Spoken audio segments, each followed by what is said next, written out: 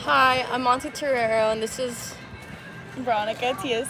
and today we're gonna be doing option one for the CRE5.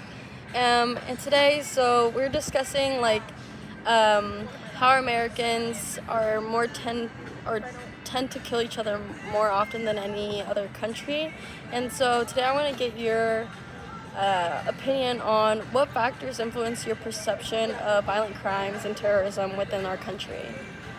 I think that in this country, in the worst way, violence has kind of been normalized because of the social media aspect of it. I think that people tend to take to the internet their opinions and their violent agendas and stuff like that, so then it kind of influences other people to take part of it in the worst way possible.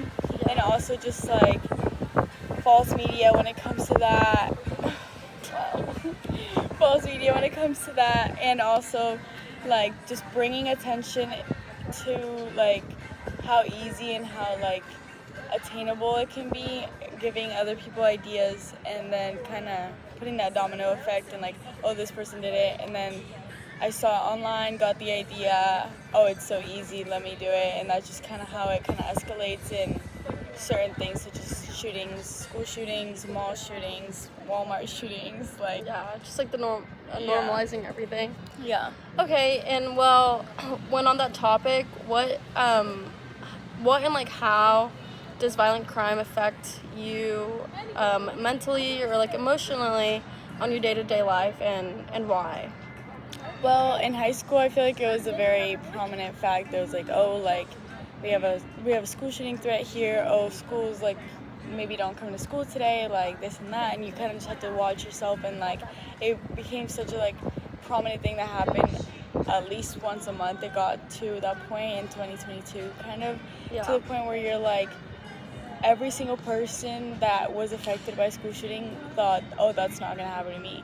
So what makes me not be that kind of person? And then right when we ended up graduating high school, university shootings became more prominent in our lives. And then we're okay, we thought we were okay, maybe escaping this, even though we technically are not, because we all have younger siblings that still go to school. And for me, that's even scarier than me being a part of school shooting. It's my brother being in a school shooting. I agree.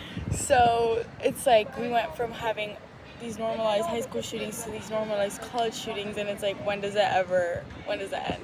Right, yeah, I completely agree.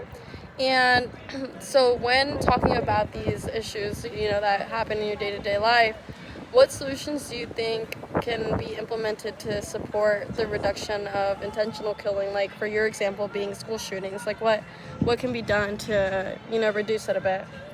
I think that you see a trend in school shootings that it's usually students that were in the school, or just younger adults to that point. So I think that having stronger restrictions on gun violence, more of a background check, you shouldn't be able to buy a gun at a convenience store because you're of age. Right. Or just being these people have extensive social media presence, which goes back to you can find anything on the internet. These people have always had some sort of digital footprint that should have raised flags a long time ago. Right, yeah. So maybe even just background checking when it comes to the social media, and being oh, you're not of age to buy this type of gun. AR-15 should not be sold to a 20-year-old student who decided oh, this school wronged me in the wrong way. Okay. But then also you can't take away the right of bearing arms of everybody because of these people. I just think it needs to be a good